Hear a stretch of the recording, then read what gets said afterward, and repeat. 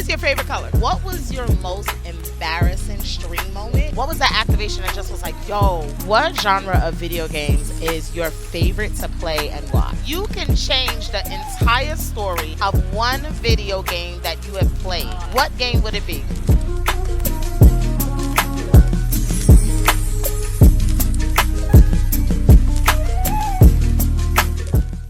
I am with a very different person. Of course, this person is a content creator, but one thing that we don't talk about openly are people who are behind the scenes, like people like me, editing, helping out, technical things. The hardest working man in Doomland has finally appeared. I will allow him to introduce himself and where you can find him and all that great grand stuff. Hey yo, my name is Black Jesus, aka the Beijing King, aka Victor Santiago, aka Jose Conce. No, I'm kidding. My name is Ghostlyk. You guys can find me usually on Twitter and whatnot. I'm just out here. I am everywhere and nowhere. Kind of behind the scenes doing a lot of stuff. So chicka chicka. As y'all know, yes, this is Ghost, my other half. So we're gonna basically do something a little bit different because, again, we don't get to talk about content creation in the essence of all of the behind the scenes. So these questions are gonna be more tailored towards those people. So, question: what is the hardest part working with me? The hardest part working with you. This is kind of a general thing. When it comes to the visionary, I would say the hardest part of just working with someone in general, where they are the visionary and you are the tech, is telling them when something flat out cannot be done. You try and find the best way you can. You go through every possible means. You do a workaround. You do this. You do that because you don't want to disappoint them, but you just can't do it. You're just like, dang. So the toughest part to you is saying, yo, I flat out can't do that. He right. Because she don't like to hear no. She don't like to hear no. I'm a creator. I don't like no. She don't okay? like to hear no. So if you're telling me no, and you who you are, you better make it happen. Genie in a bottle, that crap, okay? But it doesn't work like that. One thing that us as content creators, we do get to appreciate is the fact that we learn more through our editors, through our tech, through the people that are behind the scenes, because a lot of creators, they do things themselves and then they release it to other people and build a team so that they can basically be more in the creative side. They could just freely do things and they don't have to worry about, how do I set this up? How do I do this? Not saying that we don't know how to do it. It's just that if you have a good team, you have someone who has blessed hands, why not allow people to help you to get to where you're going? All right, so Victor Santiago and all this crap that you talking. Shut your behind. You in the alley, you getting jumped. 3 people you gotta choose. Who you choosing? Who am I choosing? 3 people. Characters, 3 characters I gotta choose to come save me. Yeah. Right, you in the alley, my guy. Okay, so Saitama from One Punch Man. Because, real talk, Saitama's a joke character, so I feel like he would just punch people and they would just be like, really? And then they would just go straight flying. I would probably also pick... Dang. When you stump them in. I would pick Nagoriyuki from Guilty Gear Strive because, black samurai with the big sword. Call it the whole damn sword because he can hit you from 8 blocks away. So that man. Sound like going. Okay. Last one I would choose. Boy, get it out. Alright, last one I'm gonna choose. I'm gonna just keep it simple. Last one I'm gonna choose is Goku, because why the heck not? He gets a bad rep for no reason. Everybody thinks he's a bad father. He is. He's a terrible father. He's not. When it comes to anime fathers, he is by far not the worst. He really ain't. But he's not the worst, but he's terrible. But he could be better. So my next question would be, what was it like for you to transition from being a content creator beside another content creator to becoming the background creator for a content creator? Ooh, a little bit of a candid thing. What was it like? The transition itself, I'm gonna be honest, was actually very easy. for me. A little bit personal. Shout out to Torben for this. It was a conversation that he had with you where he was like, figure out what you're gonna do with this because Yeah. you are holding much back. And I had to be real with myself and say, hey, yo, look, the content creation side of it, my heart's not in it right now, but I still love this field and I still want to help. So the transition for me to stop being in front of the camera and be more so behind it, be behind all the computers and whatnot, that was nothing for me. That was actually really, really easy for me. And that's honestly, that's something that a lot of people may not realize about themselves. It's like people want to get into this field and not realize that there's multiple ways into this. You don't have to be in front of a camera. You don't got to do this. You don't got to do that. And it's not to say that you can't branch out into other things, but if you know that your heart isn't in something, don't fake it. That whole fake it till you make it, don't do that. If you know you are happy running one of these cameras, run one of these cameras. Right. If you know that you are happy in DaVinci Resolve, Premiere, whatever editing software, you know that's your happy place, go there. Do that. Because the content, the stuff that you put out for other people, it is a direct reflection of you and your happiness with this. So if y'all see her stuff, not even toot my own horn, but it's just, it comes from a place of happiness. So that transition, easy peasy for me.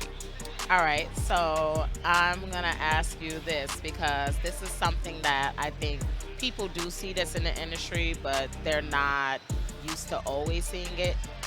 How is it being in a relationship with a content creator? How is it being in a relationship with a content creator? I'm gonna be real with y'all. If your significant other is not doing a 9 to 5, just know something will get sacrificed. Time. And ain't nothing wrong with that. You got to sacrifice somewhere in life. So what's it like?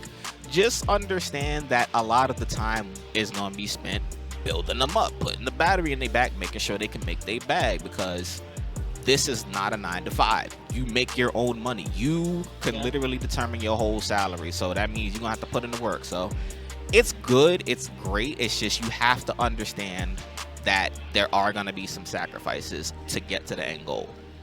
I'm sorry I just frowned my eyebrow, guys, because Dee Dee and 8-Bit are doing something weird in the background. I don't know. If I that's don't a even know. chicken I don't wing. even know what they doing. Dee Dee set My tripping man as 8-Bit usual. was over here doing the Hakan when he did his interview, like I don't chicka even chicka. know Like that. I don't know what you I doing, don't bro. even Like, understand it. All right, so you are on a no.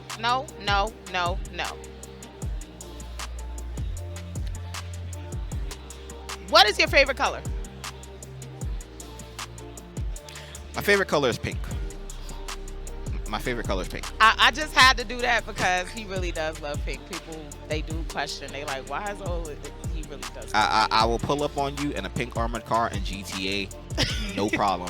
It's I will crazy honk the to see. horn and like, yo, what color, like in fighting games? Character gotta have some type of pink on. It's the drip, man. It's men don't wear pink enough. It ain't nothing wrong with that. Like there's nothing wrong with it. Nothing. All right, so question. Mm. What was the best stream moment you have ever edited? The best stream moment I ever edited. Whee. See, when you do this and when you do editing, it's like you can remember everything, but at the same time you can't. There's so many that I could say. So are the name best. one. Name one. Yeah. I'm be real. Them Evil Dead ones. Like when you find your flow in this, and you really, you develop your own sense of like how you want your things to look and developing that bond with the creator and all that. So them Evil Dead ones, I'm really finding my stride with that. Yeah, just the sound effects and all that, And if y'all recognize those sound effects, yeah, you found your peoples. So what got you into editing? I know what it is, but what got you into editing? How did you what made it happen for you? What made it happen? I'm be real. This was before I really started streaming. I just opened up Sony Vegas one day and said, hey, yo, look, like, I see all the anime music videos and all that stuff. Like, shout out to those of y'all that done downloaded a bunch on LimeWire back in the day, But I Over really there, wanted open to up do your. stuff like that, and it really like clicked with me to be like, oh, so this is how you do it. It was a bit challenging, but it really hit that sense of satisfaction in my head to be like, I want to take all of this apart that this person is giving me and put it back together and make something crazy out of it. And the first moment I did that, actually just for myself, just making an intro video for myself out of my clips, I'm like, oh nah, this is it's different. It hits a lot different. A lot different. All right. What was the most expensive piece of equipment you have had to purchase for editing? The most expensive I had to purchase for editing? Hmm. Can't edit without a computer.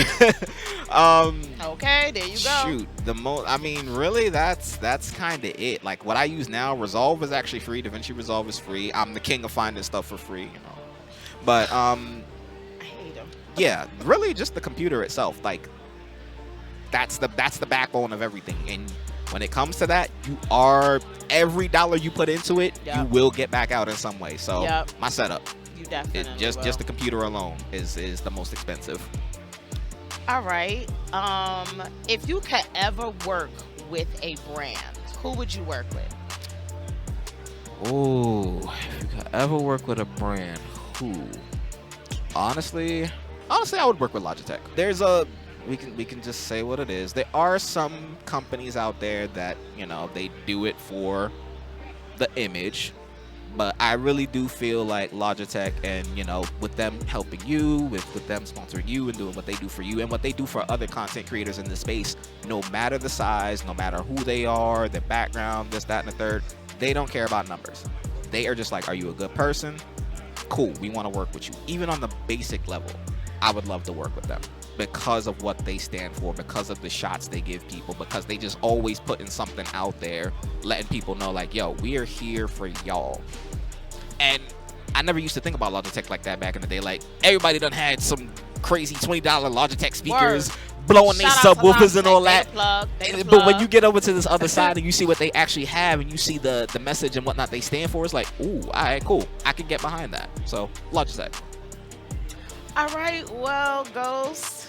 Unfortunately, the interview is over. However, Oh boy. life is gonna, continue on, and we're probably gonna find some chicken to eat somewhere. What- I'm just saying, I need some chicken. Son. I'm hungry. Okay, stomach touching my back. All right, but I'm gonna ask you one more question to round off this interview, Okay. and that question will be: Are you ready for it? Are you super ready for it? Are you ready? You ready? You ready? You ready? You ready? Yeah, I'm ready. If you could tell yourself a piece of information that you know now that would help you 2 years ago, what would it be? Piece of information that I could tell myself 2 years ago. If you get a feeling of electricity in your body when you do something, follow that. Because again, stemming from what Torben said, it's like your heart is not in it.